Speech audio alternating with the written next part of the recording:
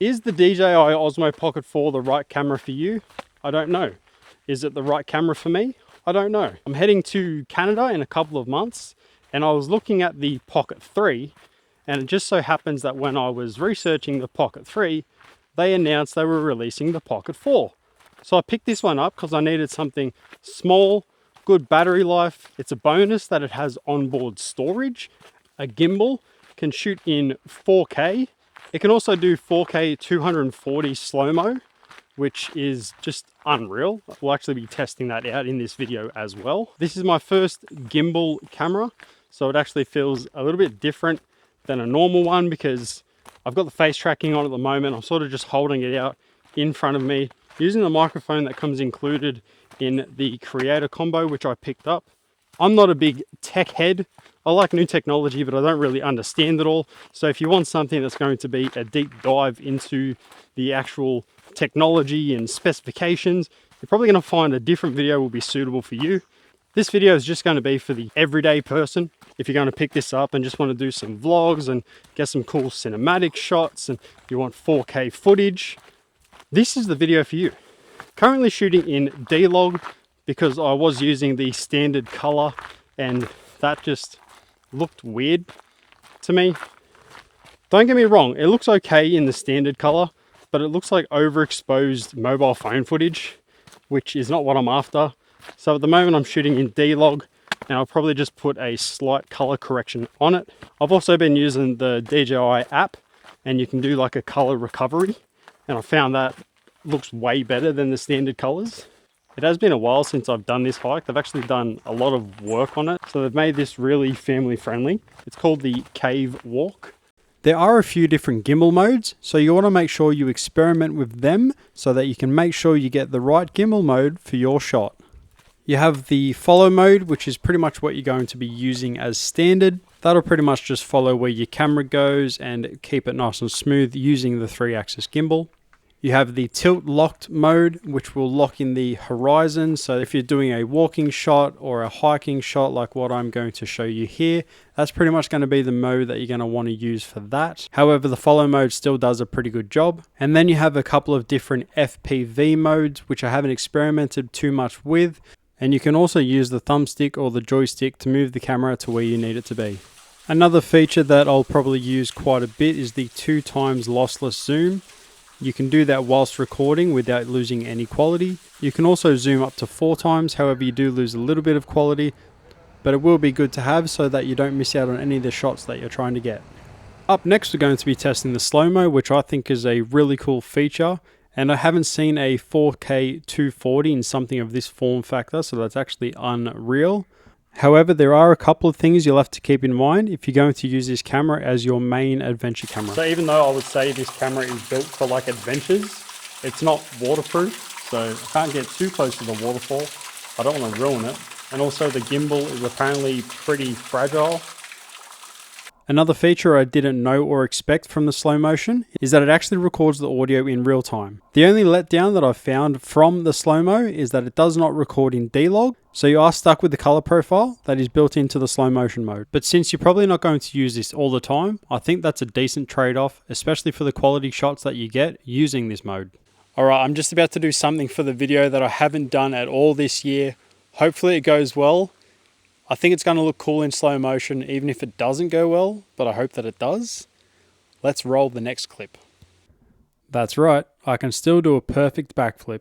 Even though I haven't even attempted one this year, I've still got it down pat, no problems. So now I'm trying out the active track with me actually walking away from it. I'm going to see if I can get back over to near the waterfall and see if it keeps me in focus.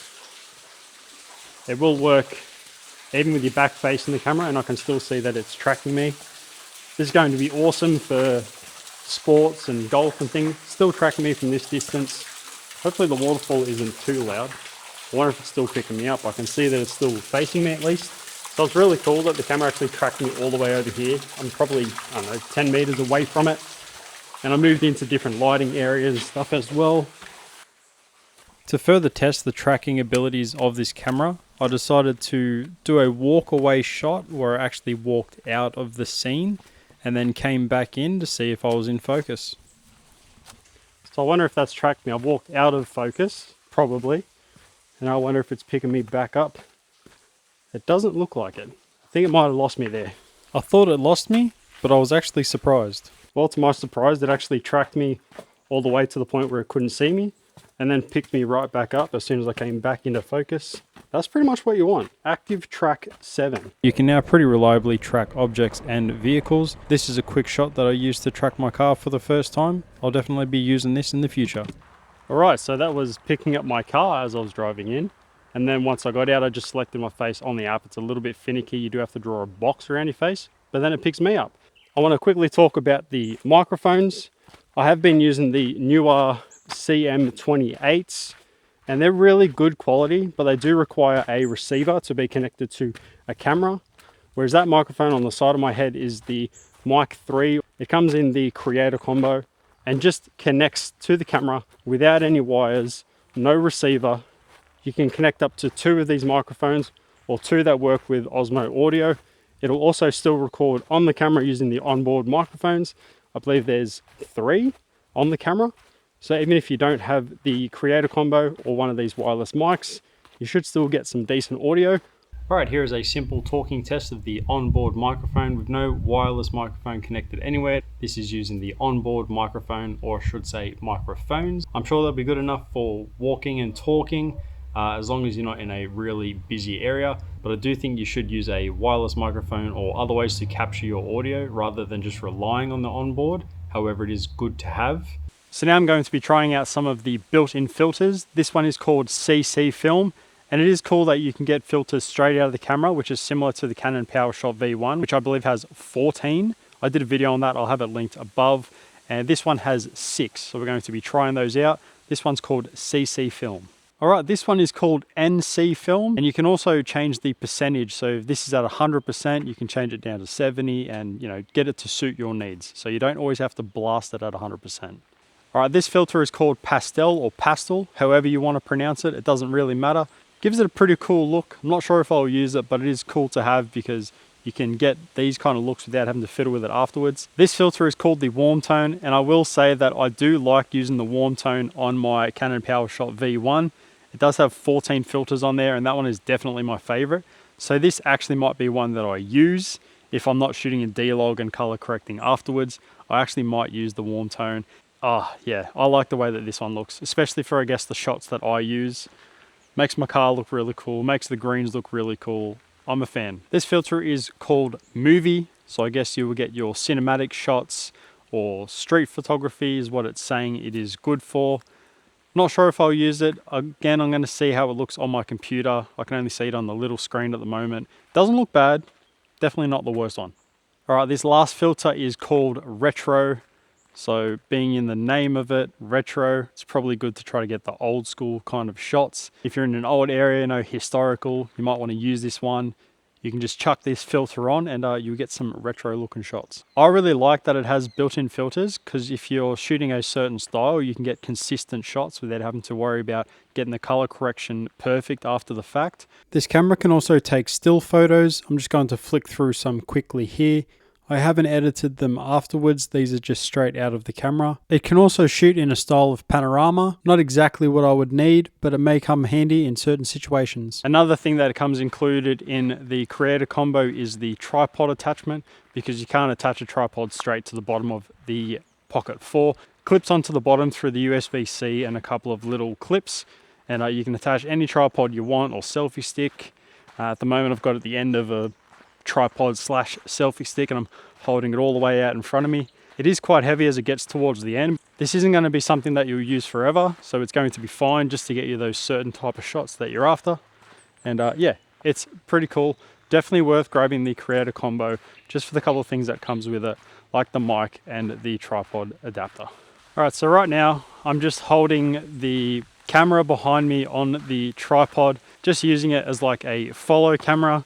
I don't know what this shot is going to look like, but if it does work out to look pretty cool, this might be something that I'll use. You do have to try to hold it kind of still, but the gimbal will do most of the heavy lifting. As long as you get the shot kind of right, it should just follow you. So hopefully this looks cool. I won't know until I'm looking back at the footage or editing. All right, this is sort of a test for the audio where I'm not really in view in my car. Got it tracking. Just going to turn around, find somewhere nice to do an outro and finish up this video.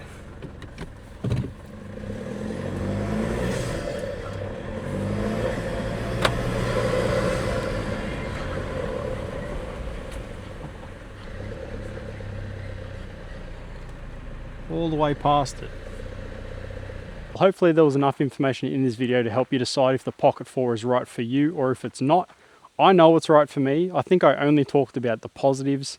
There may be a couple of negatives, but I haven't really found any. I've only been using the camera for about 8 days and I really like it. I'm going to continue to use it in all aspects, I think.